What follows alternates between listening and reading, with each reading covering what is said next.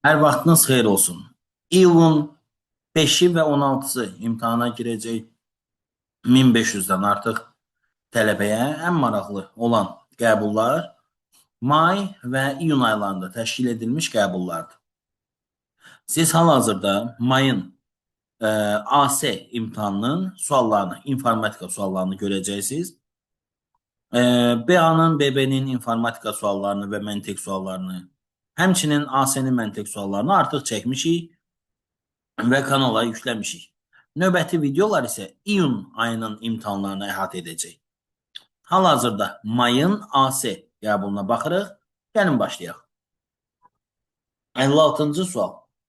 Application Development Workbench aşağıdakılardan hansına aiddir? Yoldaşlar, case texnologiyasının belə deyək, növlərindən biridir.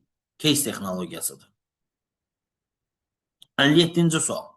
Breaks əmri nə üçün nəzərdə tutulub?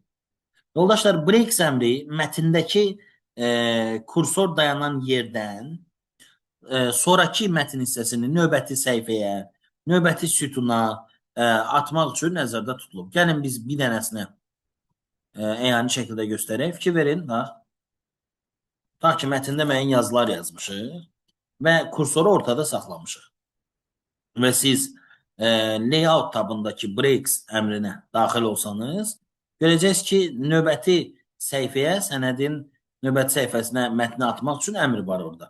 Breaksin içində nəinki növbəti səhifəyə, növbəti sütuna, növbəti cüt və tək səhifələrə də atmaq üçün əmrlər mövcud. Buna uyğun doğru cavaba baxıram. Y variantı. Sənədə, səhifə, bölmə və ya sütun kəsilmələri əlavə etmək üçündür. 58-ci sual. Şəkildə verilmiş lent qrupu hansı lent tabındadır? Drawing lent qrupu home lent tabındadır. Çox rahat sual.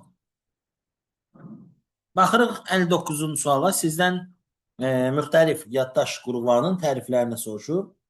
Monitorun ekranına çıxarılan kodlaşdırılmış video təsvirlərin saxlanması üçün təbii ki, video yaddaş nəzərdə tutulub.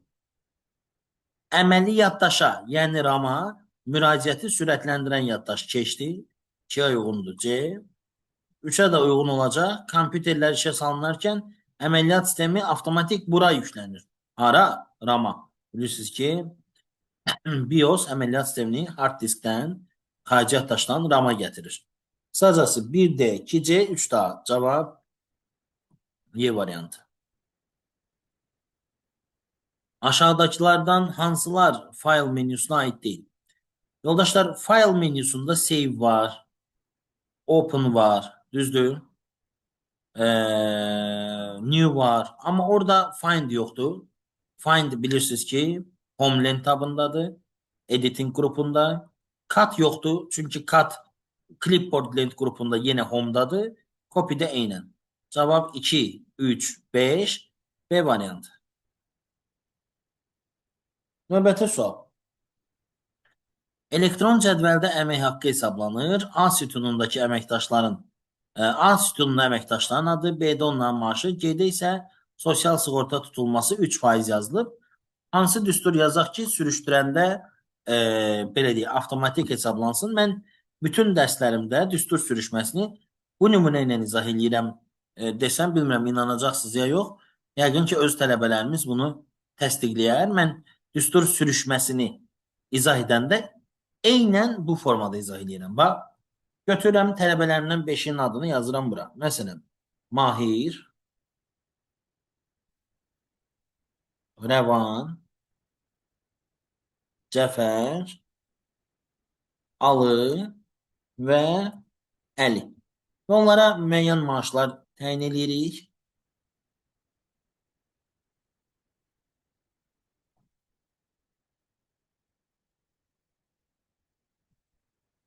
Və bura yazırıq. Tutaq ki, nə yazaq? Olsun burada da məsələn 10 manat vergi. Fikir verin, mən burada yazıram. Bərabərdir. Mahirin maaşı çıxılsın. Bu 10 manat vergi. İndi mən faiz yazmıram. Birbaşa 10 manat yazdım da yəni. Deyək ki, 10 manat fond pulu yığırlar bunlar. Fikir verin. Mən bu düsturu aşağı sürüşdürəndə digər insanlardan 10 manat çıxmayacaq. Çünki buradakı düstur B1 çıx C1-dirsə, altdakı düstur B2 çıx C2-dir. Ya mən gərək bütün xanalara 10, 10, 10, 10 yazım, ya da düsturumda dollar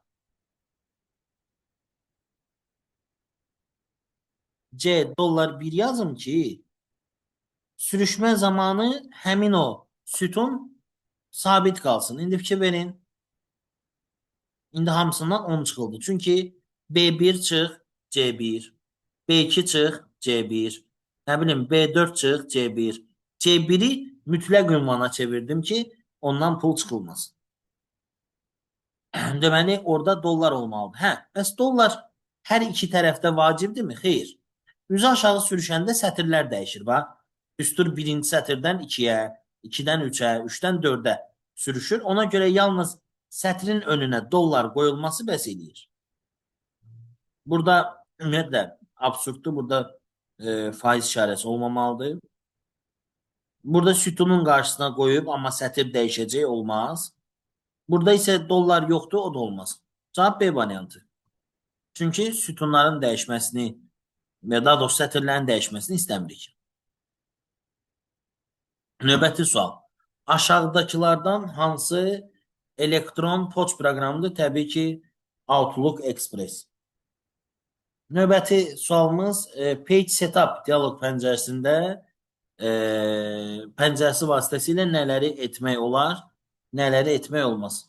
Müqayisəli şəkildə baxa bilərik. Baxın, burada Page Setup'ı açırıq. Burada hər bir detal qeyd olunub.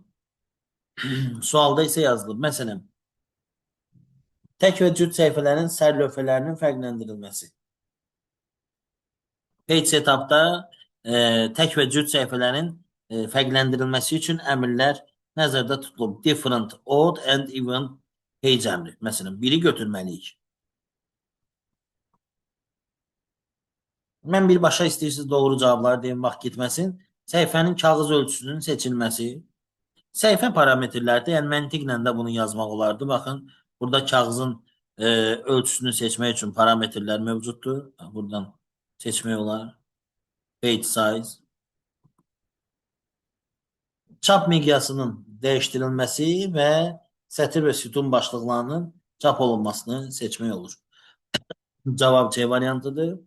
Page setup'ı evdə açıb baxa bilərsiniz. Hamısıyla tanış ola bilərsiniz. 69-cu sual. 129 səhifəlik sənəddir. Onun bir səhifəsində şəkil, yerdə qalan səhifələrində isə mətn var. Bir səhifəsində şəkil var deyə 129-dan biri çıxırıq, qalır 128. 128 səhifədə mətn var. 128 səhifə vurulsun, 32 sətir vurulsun, 64 simvol. Vurulsun 2, çünki Unicode. Bu da eləyir 2 üstü 7, 2 üstü 5, 2 üstü 12. Bu da 2 üstü 6, 2 üstü 18. Bu da 2 üstü 1. Ümumi eləyir 210, 2 üstü 19 byte. Cavabı kilobayta çevirəndə 2 üstü 10'a bölürük. Eləyir 2 üstü 9. Yəni 512 kilobayt. İndi şəklin də yaddaşını hesablamalıyıq. Min 24 vur 5 sonki ölçülü 256 rəng çalardı. Deməli, min 24 vur 5 sonki vur 256'da 2 üstü 8'di. Vur 8. Bərabərdir. Bu da eləyir 2 üstü 10, 2 üstü 9, 2 üstü 3. Sacası 2 üstü 22. Bit. Bitdən də bilirsiniz də bircə dəqiqə 219, 219. Bu da 203, 222 düz eləmişəm. Bitdən də kilobayta keçəndə 213'ə bölürük. Burada da qalır 209. Yəni yenə 512 kilobayt. Şəkil də 512'dir, mətndə. Toplayanda onları eləyir 1024. 65'te də deyir ki 2 megabayt 736 kilobayt və 5 megabayt 288 kilobayt olan faylın ikisi birlikdə neçə megabayta bərabərdir? Məncə bu çox rahat sualdır. Şifahi belə tapmaq olur. Bax, 2 ilə 5-i toplayırsınız 7 megabayt. Bununla da bunu toplayanda eləyir 1024 kilobayt. Təbii ki, 1024 kilobayt özü də 1 megabayt daxı. Ona görə cavab olur 8 megabayt. 66-cı sual biraz çətin ola bilər bəzi yoldaşlar üçün. Hər hansısa bir qovluqda test faylı saxlanılır. İstifadəçi həmin qovluqda dərs alt qovluğu yaradır və faylı ora daşıyır. Daha sonra istifadəçi dərs qovluğunun daxilində ikən iki səviyyə yuxarıya qalxaraq təzə qovluq yaradır. Daha doğrusu qalxaraq qovluğa daxil olur və həmin qovluqda proqram faylını silir. Silinən faylın tam adının bu formada olduğu məlumdur. Baxın yoldaşlar, bu o deməkdir ki, D diskində imtahan adında qovluğa qayıdıb, deməli imtahanın içində bir dənə başqa qovluq var idi. Onun da içində bir dənə başqa qovluq. Yəni dərs qovluğu. Bax, deyir ki, dərs qovluğu daxilində ikən 2 səviyyə geri qayıdır. Deməli, dərs qovluğu bura olsa, bir səviyyə qayıtsa bura qayıdar.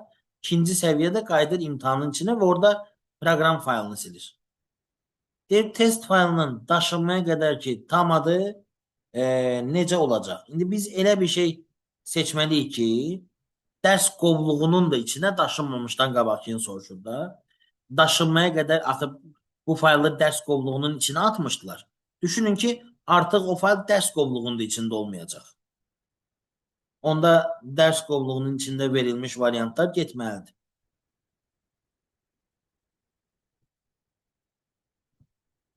Cavab qalır C. Əslində biraz daha təkmilləşmiş formada məsələyə yaxınlaşa bilərəm. Qoy daha belə deyək, düz danışaq, daha dəqiq olsun. Bax, fikir verin. Fayl dərs alt qovluğuna daşınır. Sonra 2 qovluq yuxarıya qaydılır imtahan qovluğuna. Deməli, baş qovluq imtahandır. Ona görə B getdi və D getdi, Y getdi. Düzdür? Qalıram A-la C-də. Düşünün ki, biz bu dəqiqə faylın adını, əvvəlki adını görəndə dərs qovluğunu orada görsəydik, bu nə mənası olardı? Axı bizə deyir ki, dərs alt qovluğu yaradılır və ora daşınılır. Faylı dərs qovluğuna daşıyandan sonra onun adı belə ola bilər. Amma bizə şərtdə deyir ki, əvvəlki adını tapın. Yəni, dərs qovluğuna daşınmamışdan qabaqki adını. Ona görə anında silməlisiniz, cavab qalmalıdır C. Təbii ki, bu mövzunu dərindən öyrənməyən və müzakirə etməmiş tələbələr üçün bu sual çətin ola bilər. Amma praktikası olanlar üçün rahat sualdır. 70-ə baxıram. Raster qrafikasının minimal obyekti nədir? Raster qrafikasının minimal obyekt pikseldir. Piksellərin sayı nə qədər çox olsa, şəklin keyfiyyəti bir o qədər çox olur. Şəklin keyfiyyəti yaxınlaşdıranda itir, uzaqlaşdıranda isə artır. Yəni, qısacası raster qrafikasının təyinatı belədir. 69. Sosial media hesablarında 2 faktorlu autentifikasiyanın əsas üstünlüyü nədir? Hesaba giriş üçün əlavə təhlükəsizlik mərhələsi təklif edir və hesabı daha da yaxşı qoruyur. 67 və 68 son 2 sualımız qalır. 68-də deyir ki, müxtəlif protokollar ilə işləyən bir neçə lokal şəbəkə arasında informasiya mübadiləsini təmin edən hansı qurğudur? Şülüzdür, birbaşa tərifdir. 68-də də, üzr istəyirəm, 67-də deyir ki, bu pəncərə necə açılır? Pəncərənin başına baxın, görün nə yazıb? General Options. General Options hansı halda açılır? Siz fayldan Save As-ə daxil olmalısınız və oradan parol qoymalısınız. Tools, General Options vasitəsilə. O zaman açılır. Beləliklə, General Options pəncərəsi açılır File Save As gedişi ilə. Bu qədər yoldaşlar, növbəti videolarımızda, növbəti aylarında, yəni iyun ayında imtahan suallarını görəcəksiniz. Ümid edirik sizlər üçün faydalı oldu. Sağ olun, salamat qalın.